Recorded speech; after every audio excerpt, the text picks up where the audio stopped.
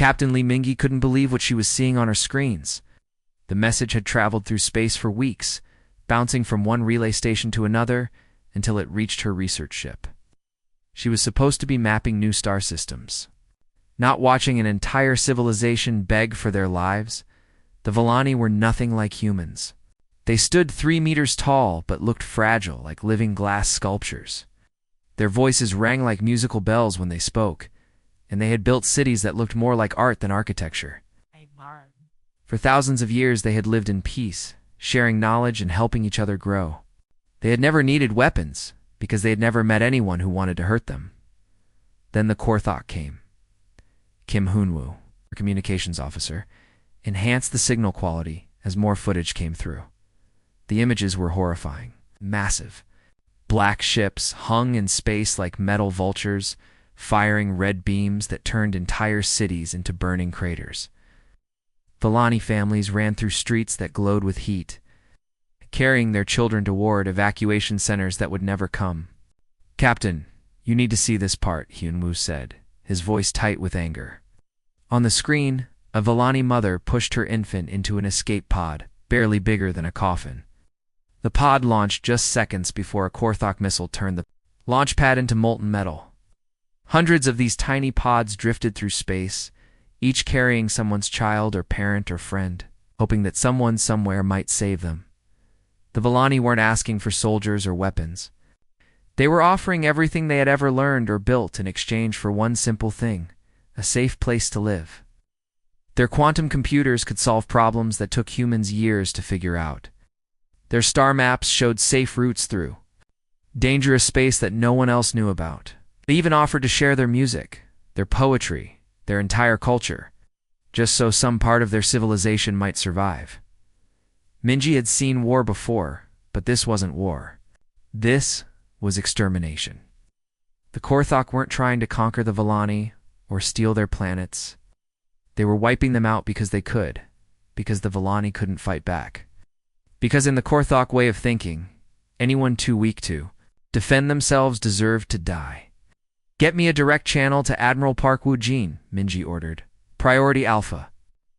Back on Earth, Admiral Park was reviewing supply reports when the emergency call came through. He had fought in 3 wars and commanded fleets that protected human colonies from pirates and raiders.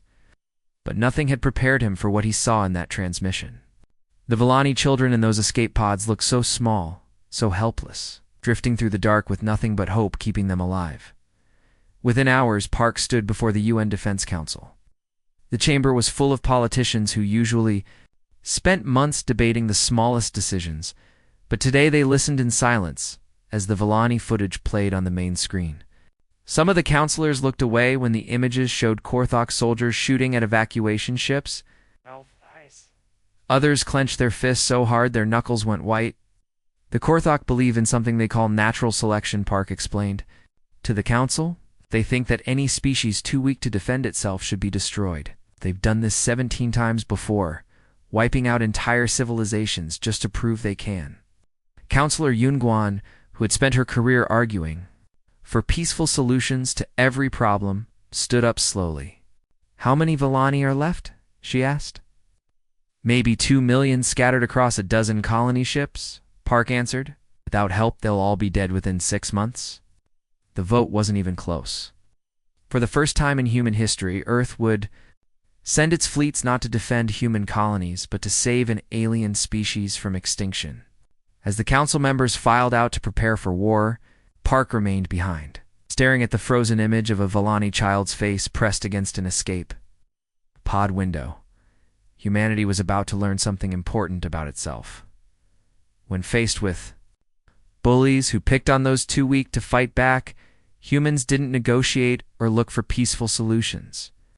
They got angry, and when humans got angry, they became very, very dangerous. Captain Choi Jae-in had flown through asteroid fields and navigated black hole gravity wells. But he had never been more nervous than he was right now.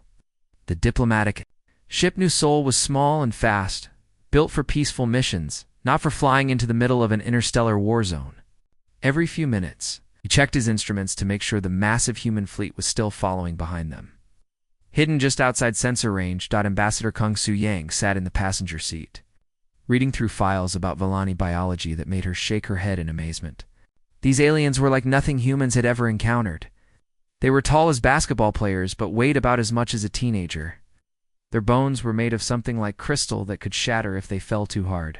Their skin was so thin you could see their blood moving through their veins, which glowed with a soft blue light when they were healthy. "Look at this," Su Yang said, showing Jaeon a medical scan. "Their heart rate goes up to 400 beats per minute when they're scared. A human would die from that kind of stress. But for them it's normal. They're built to run away from danger, not fight it." Jaeon glanced at the report while keeping his eyes on the navigation display. No wonder the Korthok picked them as targets. They probably can't even imagine what violence looks like. "That's the problem," Su Yang replied, pulling up another file. The Villani sent out their distress call, expecting to find other peaceful species like themselves. They're hoping some nice herbivore civilization will show up with transport ships to carry their refugees to safety. They have no idea what humans actually are. Behind them, hidden in the shadow of a gas giant, Admiral Park's battle fleet waited for orders. The dreadnought Taekwondo alone carried more firepower than most small planets could defend against. Its crew of 3,000 had trained for months, running combat simulations against Korthok battle tactics. Commander Osuhon's Ghost Squadron practiced hit-and-run attacks using corvettes, so fast they could appear on sensors for only seconds before vanishing again. But the Villani didn't know about any of that. Their sensors showed only one small diplomatic vessel approaching their homeworld. Exactly what they had asked for in their desperate message.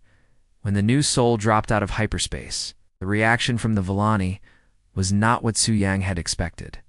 Instead of relief or gratitude, their communications channels exploded with panic.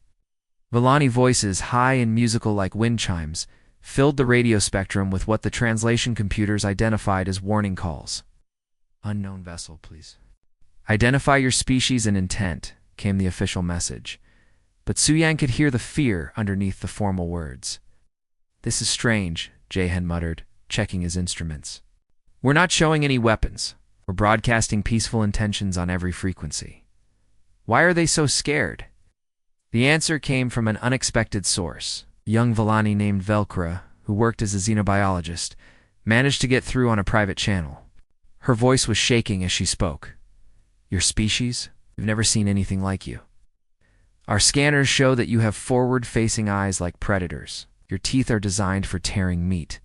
Your muscle density suggests you evolved on a world with gravity that would crush most civilized beings." Su Yang felt her stomach drop as she realized what was happening. The Villani weren't just herbivores, they were prey animals. Every instinct they had developed over millions of years of evolution was screaming at them that humans were dangerous. To them, the approaching diplomatic vessel didn't look like salvation. It looked like death arriving with a smile. "We're here to help," Su Yang broadcast on all channels. "We received your distress call. We want to protect your people from the Korthak." The response came from Prime Coordinator Velinara, the Villani leader whose voice carried the weight of exhaustion and desperation. "Protect us. Your species appears to be built for hunting and killing. How do we know you won't simply replace the Korthok as our destroyers?" Jaehan looked at Su Yang with raised eyebrows. They had prepared for many possible first contact scenarios, but not this one. How do you convince a civilization of prey animals that the predators who showed up to help them can be trusted? How do you explain that sometimes? To stop a bully, you need someone even scarier than the bully. The real surprise was still coming, though. Admiral Park's fleet was about to make its presence known, and when it did, the Villani would understand that their small diplomatic visitor was just the tip of a very large, very dangerous iceberg. The Villani capital city looked like it had been grown rather than built. Crystal towers spiraled toward the sky, their surfaces catching sunlight and splitting it into rainbow patterns that danced across the streets below. Inside the tallest spire, Ambassador Kong Su Yang tried to sit still in a chair that had been designed for someone twice her height and half her weight. The furniture felt like it might break if she moved too quickly. Prime Coordinator Velinara sat across from her, and Su Yang had to work hard not to stare. The Villani leader was beautiful in an otherworldly way, with forearms that moved like water and skin that seemed to glow from within. But those large, dark eyes held a terror so deep it made Su-Yang's heart ache. This was someone who had watched her entire civilization being destroyed, and knew. There was nothing she could do to stop it. Lieutenant Han Do-yoon stood by the wall, trying to explain human evacuation procedures through a translator that kept making frustrated beeping sounds. Every time he used a military term like secure the perimeter or establish a defensive position, the machine would pause, search its database, and then produce a string of Villani words that seemed to make Velanara even more frightened. The translation matrix is struggling, Velanara said, her voice like a musical instrument being played by shaking hands. Your language contains so many words for violence, for warfare, for ... killing. Our tongue has only basic terms for such concepts because we have never needed more. Captain Song Jie, the Marine commander who had come along to assess the military situation, shifted uncomfortably. She was used to dealing with human civilians who understood that sometimes soldiers had to do terrible things to protect innocent people. But how do you explain that to a species that had never known war? We don't enjoy fighting, Su-Yang said carefully, choosing each word like she was walking through a minefield. But we've learned that sometimes peaceful people need protectors. Sometimes the only way to stop someone from hurting others is to be willing to hurt them first. Velanara's forearms wrapped around herself in what was clearly a gesture of fear. But you speak of violence so easily, so naturally. When Lieutenant Han describes your military procedures, he sounds like he's discussing the weather. Are all species from harsh worlds like yours so comfortable with the concept of warfare? Before Su-Yang could answer, a young Villani aide rushed into the room carrying a data pad that pulsed with urgent red lights. The aide spoke rapidly in musical tones that the translator converted into devastating news. Prime Coordinator, the colony ship Song of Hope has been destroyed. They were broadcasting full surrender when the Korthok fired. The room fell silent except for the gentle humming of the crystal walls. Su-Yang watched Velanara's face crumple with grief, and she felt something cold and angry settle in her chest. The Song of Hope had carried 30,000 Villani refugees, including children who had never seen their homeworld. Lieutenant Colonel Bei Minho had been standing quietly in the corner, reviewing intelligence reports on his tablet. Now he looked up, and Su-Yang saw something in his expression that made her take a step back. She had served with Minho for 5 years and had never seen him look like that. It was the face of someone who had just decided that diplomacy was no longer an option. "Show me the footage," Minho said quietly. The aide hesitated, looking at Velanara, who nodded weakly.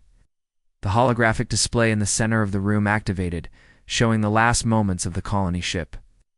The Song of Hope was beautiful in its own way, designed to look like a massive flower floating through space. Its communications array was broadcasting surrender in 17 different languages while its engines powered down to show peaceful intent. The Korthok response was a single massive energy blast that turned the ship into expanding debris. 30,000 lives ended in a flash of light that lasted less than 3 seconds. Minho watched the footage twice, his face growing colder each time. Then he closed his tablet and looked directly at Velanara. "Change of plans," he said in a voice that could have frozen water. "You didn't come here just to evacuate your people. We came here to end this war." Velanara stared at him, and for the first time since the meeting began, her fear seemed to shift. She was no longer just afraid of the humans in the room with her. She was beginning to understand that her people had sent a distress call into the darkness, and something had answered that call, something that had just watched an act of genocide and decided that the perpetrators needed to die. "What have we done?" she whispered, more to herself than to the humans. "What have we brought into our galaxy?" Warlord Grythek had seen this scenario play out 17 times before. Another weak species would appear on his sensors, realize. They were outgunned, and either run away or surrender without a fight. His massive flagship Blood Harvest hung in space like a metal mountain, surrounded by 200 Korthok warships that had never lost a battle. 47 unknown vessels approaching, reported his tactical officer, a scarred veteran named Crixmore. "They're smaller than our cruiser's primitive design. It's probably another herbivore species trying to rescue the Villani." Grythek's scaled hide rippled with amusement. The Korthok were built like living tanks with armor-thick skin and muscles that could crush steel. They had evolved on a world where everything was trying to kill everything else, and they had survived by being the meanest predators in the food chain. "Let them come," he growled. "We'll add their ships to our trophy collection." Formation didn't change as the human fleet approached. Why should it? These newcomers looked pathetic compared to Korthok battlecruisers. Their ships were sleek, where Korthok vessels were massive, elegant where they should be intimidating. Grythok had destroyed civilizations that built ships exactly like these.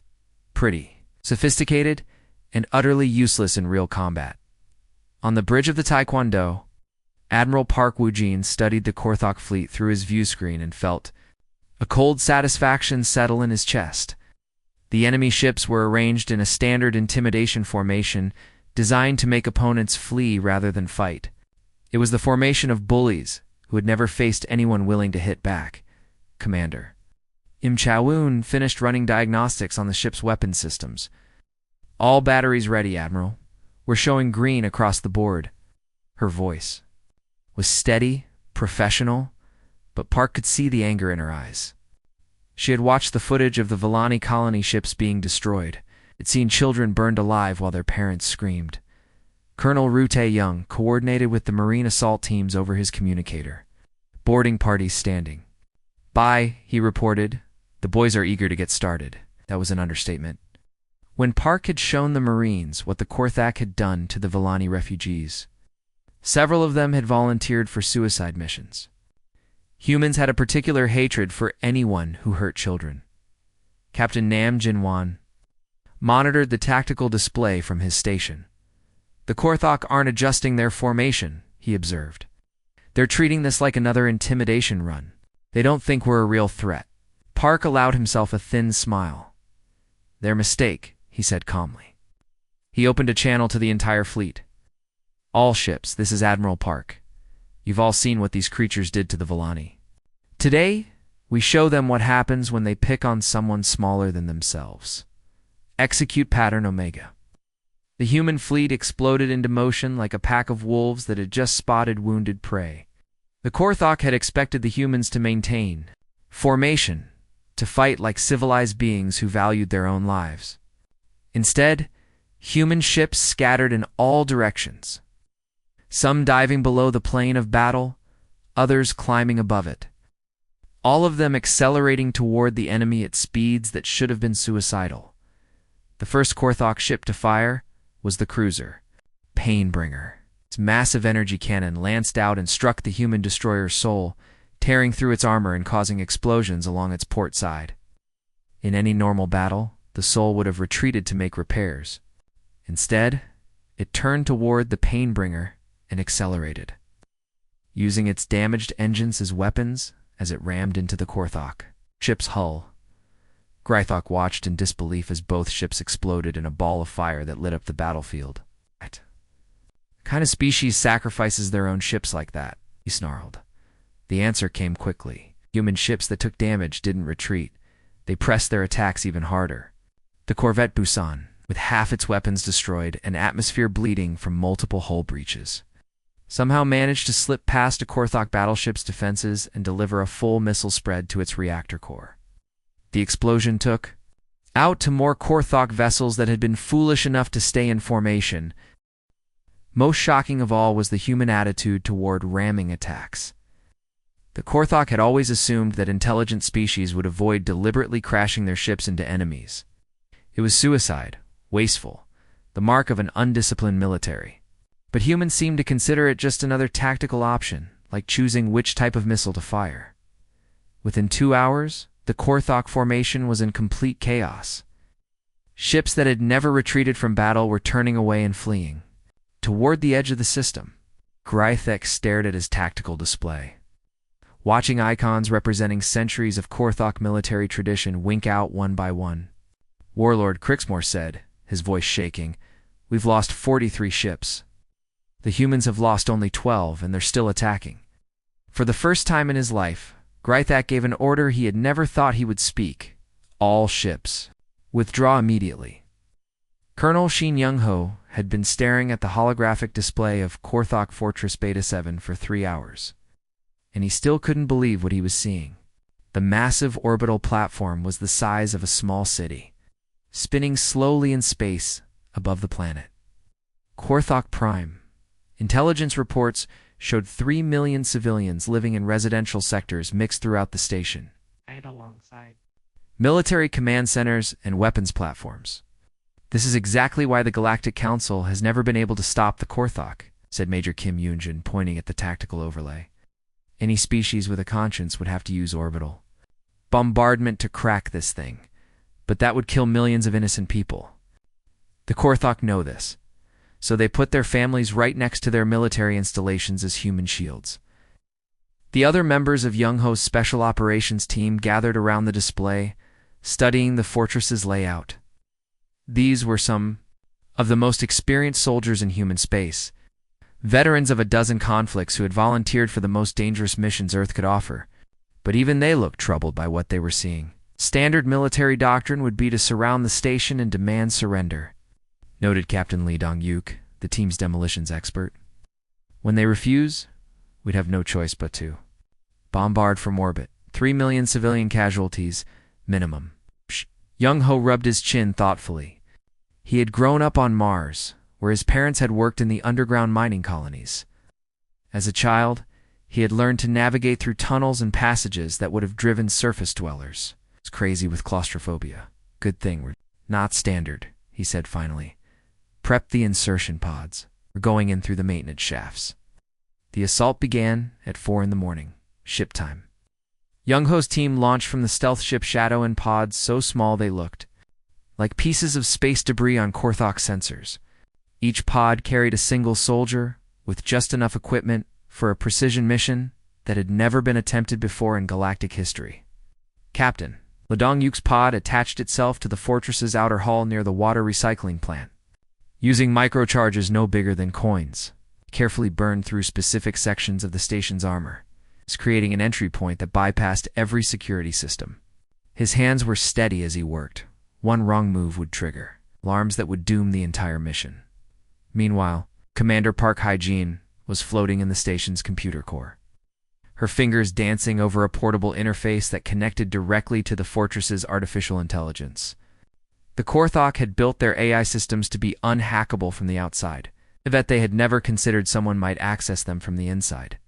Within minutes, she had created chaos in the command structure by making the computers think they were under attack from 12 different directions at once. The fortress's military commanders ran from one crisis to another as their sensors reported impossible things. Blast doors sealed randomly, cutting off entire sections. Life support systems showed critical failures in areas where everything was actually fine.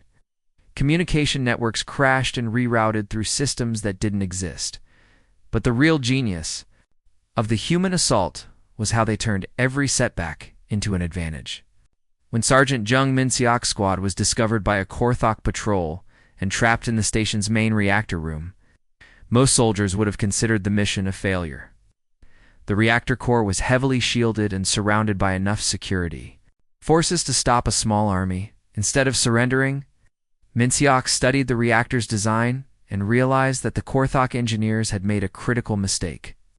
They had built the power system to be efficient, but not necessarily stable. By carefully overloading specific circuits, his team could cause controlled failures that would force the station to evacuate entire military sections while leaving the civilian areas completely safe. "Attention all units," Min-seok whispered into his communicator as he worked at a control panel. "We're about to make some noise. Use the confusion to advance to your targets." The controlled reactor surge that followed sent shockwaves through 3 levels of the fortress, but every single blast was precisely calculated to damage only military installations. Korthok soldiers found themselves sealed into sections filling with harmless but terrifying red smoke. While their commanders received computer reports of radiation leaks that weren't actually happening, what the Korthok military couldn't understand was how humans approached impossible situations like they were just difficult puzzles to solve. Where other species saw insurmountable obstacles, humans saw interesting challenges that required creative thinking. The idea of giving up simply because the odds were bad never seemed to occur to them. 18 hours after the assault began, the fortress commander sent a surrender signal to Admiral Park's fleet. Every single Korthok civilian was unharmed. The military installations were secured. The humans had accomplished something that the rest of the galaxy had considered impossible, as Korthok prisoners were processed. Many of them kept asking the same question. How did you know we wouldn't kill the civilians when you attacked? The answer was simple, and it terrified them. We didn't attack the civilians. We attacked you. The message from Korthok High Command was broadcast across every human communication channel. It's meant to strike fear into the hearts of the approaching fleet. General Thakmer, the supreme military leader of the Korthok Dominion, appeared on screen. With his scaled face twisted into what he probably thought was a terrifying grin. Deathworlders, he snarled, using the term like it was an insult. For every system you attack, we will execute 1,000 Villani prisoners. Approach our worlds and watch your precious refugees die. This is how civilized species learn their place. The transmission ended with footage designed to horrify Korthok soldiers herding terrified Villani families into detention centers, their crystalline bodies glowing with fear as they were separated from their children. The message was clear: back off, or innocent people die.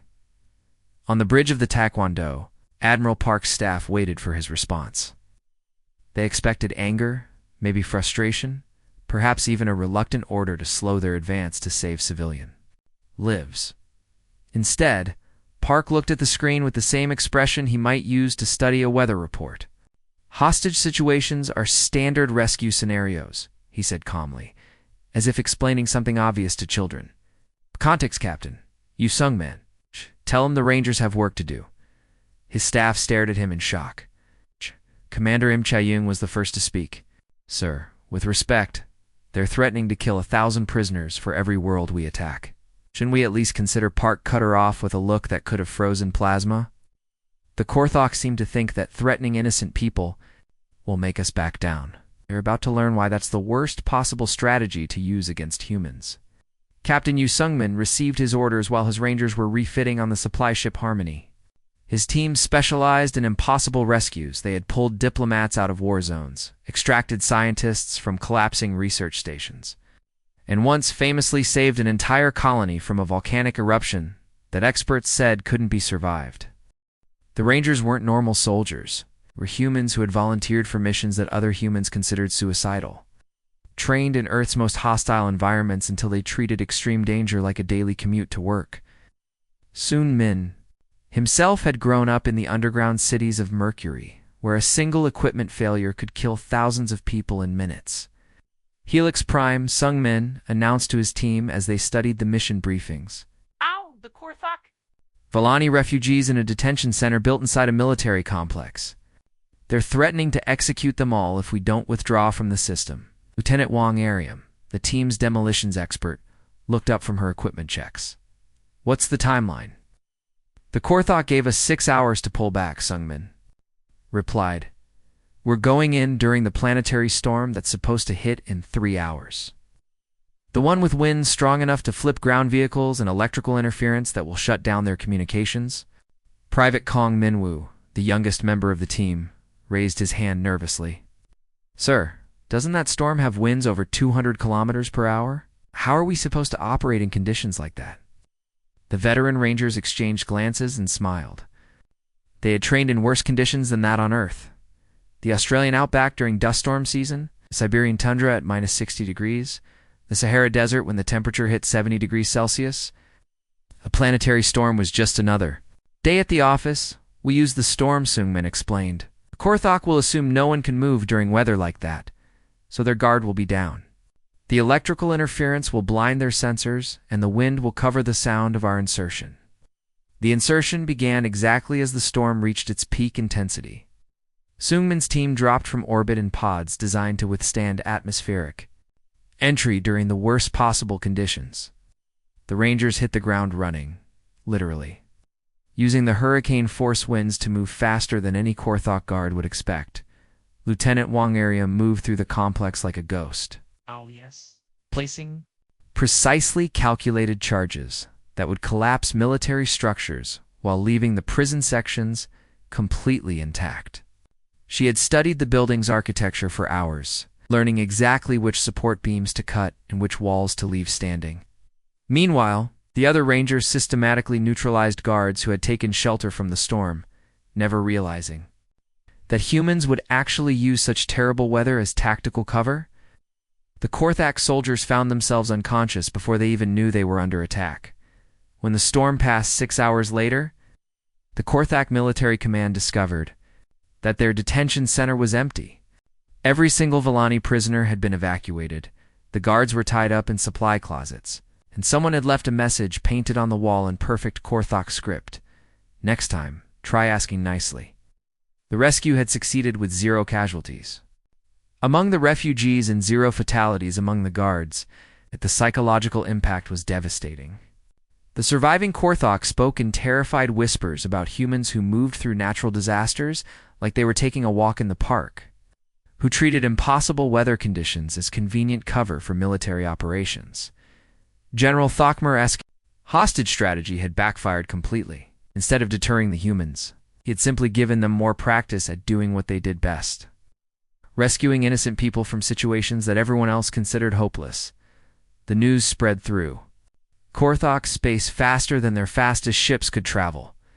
In military bunkers and civilian settlements across dozens of worlds, the same impossible reports kept coming in. Human forces had done the unthinkable. They had not just defeated Korthak armies, they had made them afraid. On the frontier world of Korthak 7, Governor Vexkalar received an emergency communication that made his armored hands shake. The human fleet had been detected 2 days out from their system. Every military advisor was telling him the same thing: resistance was pointless. The humans didn't fight like any species the Korthak had ever encountered. They don't follow the rules, reported his military chief, a scarred veteran named Grixton, who had survived dozens of battles. When we damage their ships, they keep fighting until their vessels explode. When we outnumber them, they split up and attack from impossible angles.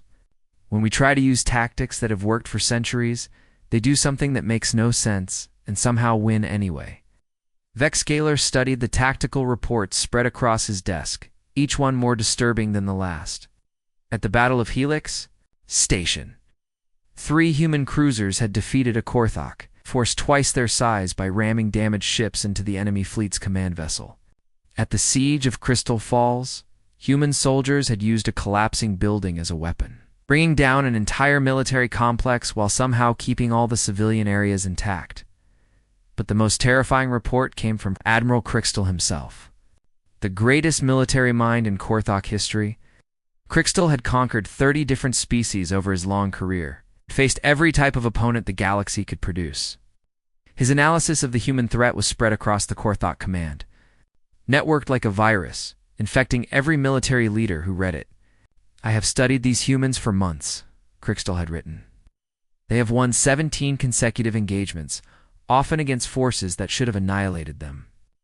Their casualty rates should have broken their military morale weeks ago, but they keep fighting with ships held together by emergency repairs and crews that should be in medical facilities." The Admiral's report went on to describe something that chilled every Korthak who read it. This is not normal military behavior. When humans face impossible odds, they don't retreat or surrender. They adapt their tactics in real time and keep fighting. This isn't learned behavior, this is how they're built. They are persistence hunters on a species level, and we are their prey. The psychological impact was devastating. Korthak warriors, who had never known fear, began experiencing something their culture had no words for: the gut-deep terror of being hunted by something bigger and meaner than themselves. Soldiers who had intimidated entire civilizations now jumped at shadows, seeing human infiltrators in every maintenance tunnel and human warships in every sensor ghost. When the human fleet finally arrived at the outer colonies of Korthak Prime, the result was something that shocked both sides. As soon as Commander Cheyenne Wu's task force dropped out of hyperspace, the planetary government sent a surrender signal so fast it arrived before the humans had even finished their sensor sweeps. "This is Governor Mexther of Colony Outpost 12, came the transmission, broadcast on all frequencies. "We surrender unconditionally. Please don't hurt our families." Cheyenne Wu stared at his communications officer in disbelief. Did they just surrender before we even announced our presence?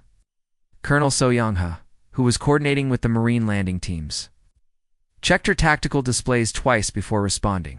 Sir, they're powering down all weapons and transmitting detailed maps of their military installations. They're also broadcasting the locations of any Volani prisoners they're holding. This pattern repeated itself across 6 different colony worlds. As soon as human ships appeared on sensors, the local governors would immediately surrender, often providing information about their own defenses and begging the humans not to destroy their cities. What should have been months of costly battles turned into a week-long tour of accepting surrenders. The humans had expected to fight for every world, to face desperate last stands and costly siege warfare. Instead, they found themselves accepting the capitulation of an entire interstellar empire whose warrior culture had collapsed under the weight of its own fear.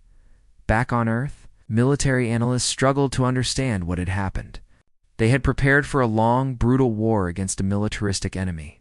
Instead, they had accidentally discovered something that would change galactic politics forever. Sometimes the most effective weapon isn't superior firepower or better tactics, but simply being so willing to fight that your enemies lose the will to resist. The Korthok Dominion, built on intimidation and overwhelming force, had met something that couldn't be intimidated and refused to be overwhelmed. In the face of that realization, their entire civilization had simply given up. The Galactic Council chambers had never hosted a meeting quite like this one. Representatives from 43 different species sat in their designated seats, but all eyes were focused on the humans sitting at what had once been the new species table. In just 6 months, Earth had gone from being an unknown newcomer to the most feared military power in known space. Prime Minister on Daejung sat perfectly still, his hands folded on the polished table in front of him. To his left sat General Moon Jisoo, whose Marines had become legendary for their ability to extract hostages from impossible situations. To his right sat Admiral Park Woojin, the man whose fleet had broken the supposedly unbeatable Korthok war machine in less than a year.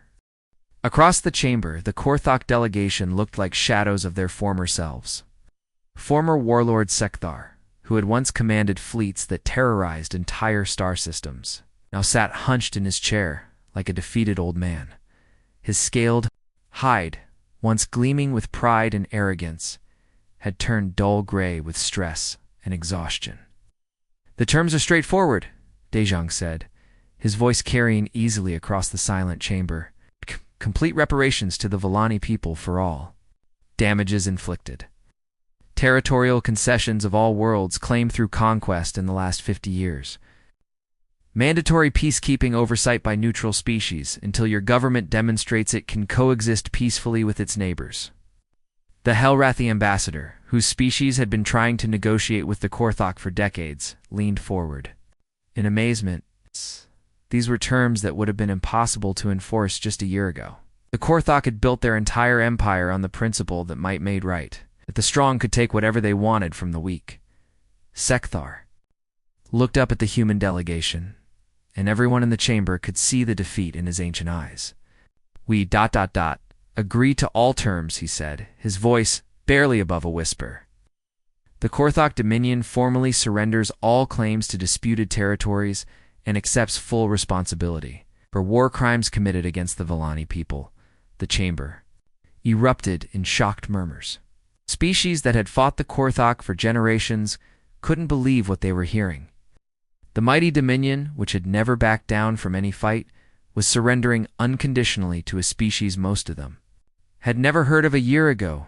Ambassador Jo Sun-hee, representing the Volani interests, watched the proceedings with emotions she couldn't quite name. Her people were safe, that much was certain. The humans had not only stopped the genocide, they had secured reparations that would help rebuild everything the Korthok had destroyed. Volani refugees were already returning to reclaimed worlds. Their children would grow up in peace, and their ancient culture would survive. But she had also seen what humans were capable of when someone threatened innocent people. She had watched human soldiers fight through conditions that would have killed most species. Had seen human ships continue attacking even after taking damage that should have been fatal. The galaxy had gained powerful protectors, but it had also learned that these protectors were perhaps more dangerous than any threat they might face. During a recess in the negotiations, Prime Coordinator Velinara approached Joe with her typical, graceful movements, though her forearms trembled slightly with residual fear. "They saved us," she whispered, glancing toward the human delegation. "Our entire species owes them our lives.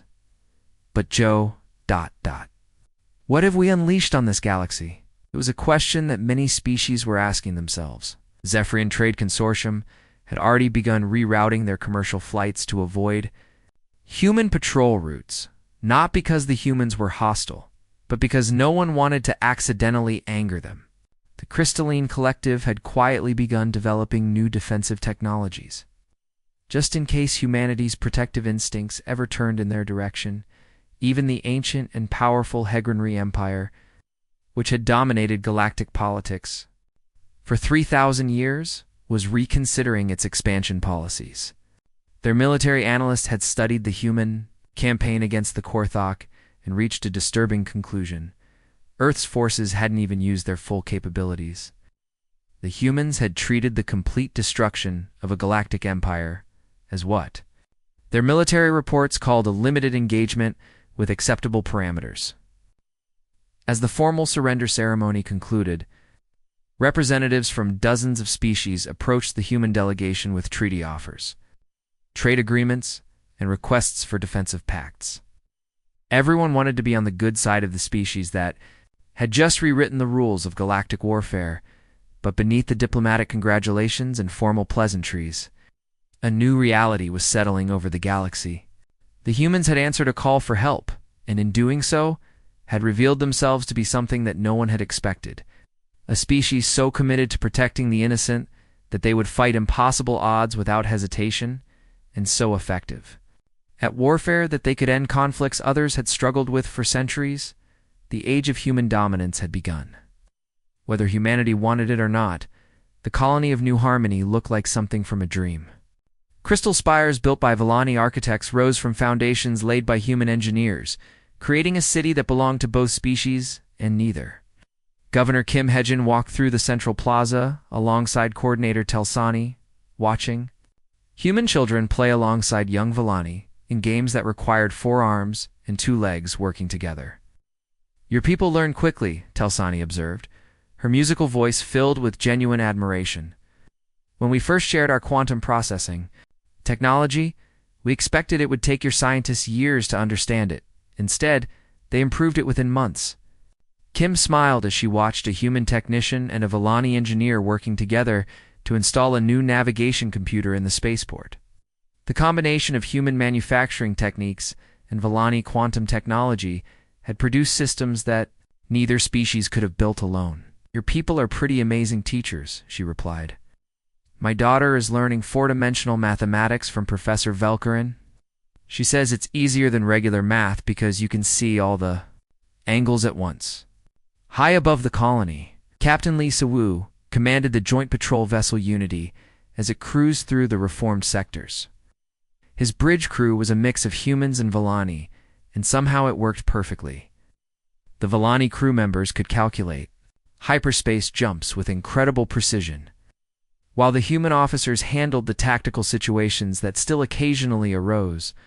Captain called Lieutenant Velinara from the sensor station, receiving a distress call from the Korthok Harmony. Their engines have failed near the asteroid field. 6 months ago, a distress call from a Korthok vessel would have been met with suspicion. Today, Siwu responded without hesitation. "Set course to assist. Full speed." The transformation of the Korthok had been one of the most surprising developments of the post-war period. The species that had once glorified conquest and domination now requested human military advisors to help them rebuild their forces along more civilized lines. As their new leadership put it, former warriors learned how to conduct rescue operations instead of raids, how to protect civilians instead of terrorizing them. But not everyone in the galaxy was comfortable with these changes. In the Earth Defense Command headquarters, Admiral Park Woojin reviewed intelligence reports that troubled him deeply. Species that had cheered humanity's intervention against the Korthok now seemed nervous about Earth's growing influence. "Look at these trade figures," said Commander Wong Moran, spreading holographic displays across the conference table. Commercial traffic with human worlds has increased by 400%. But most of our trading partners are maintaining what our analysts call cautious engagement protocols. What that meant in practical terms was that alien merchants were happy to do business with humans, but they always seemed ready to leave quickly if something went wrong. Diplomatic visits were brief and formal. Cultural exchanges were limited and carefully monitored. The galaxy was treating humanity like a powerful neighbor that you wanted to stay friendly with, but never fully trusted. 37 civilizations have requested formal defense treaties, Wong continued, highlighting star systems on the galactic map. They want us to protect them from threats like the Korthok. But 43 others have formed something called the Neutral Observation Coalition, specifically to watch what we're doing and make sure we don't become the next threat. Admiral Park leaned back in his chair, feeling the weight of responsibility that came with Earth's new position. We solved the Korthok problem in 11 months, he said quietly. An empire that had terrorized the galaxy for centuries, and we dismantled it faster than most species conduct trade negotiations. That kind of efficiency scares people, even when we use it to help them. The final meeting of Earth's Defense Council regarding the Villani crisis was held in the same room where they had first voted to intervene. President Li Guan sat at the head of the table, looking at faces that had aged years in the span of months. The successful war had made heroes of them all, but it had also burdened them with a future none of them had anticipated, Li answered. A distress call, President Li said, her voice carrying the weight of history. We wanted to save innocent people from genocide. We succeeded beyond our wildest expectations, but in doing so, we've fundamentally changed our place in the galaxy. She gestured toward the holographic display showing current galactic political alignments. Earth sat at the center of a web of defensive pacts, trade agreements, and mutual cooperation treaties. But it also sat at the center of a much larger web of species who watched human activities with nervous attention. We're not conquerors, she continued. We never wanted to be. But we've become something that might be even more challenging, the species that everyone else fears to make angry. We've proven that when we decide something needs to be stopped, we can stop it completely and permanently. The room fell silent as everyone considered the implications. Humanity had gained the power to protect the innocent and punish the guilty. But that same power made everyone else wonder what would happen if humans ever decided that they were the problem. The question now, President Li concluded, is whether we can live up to the responsibility that comes with this fear. The galaxy is watching us, and our next choices will determine whether history remembers us as protectors or as the newest threat that someone else will need to stop. Outside the windows of the council chamber, Earth's orbital shipyards continued building vessels that could reach any point in known space within weeks.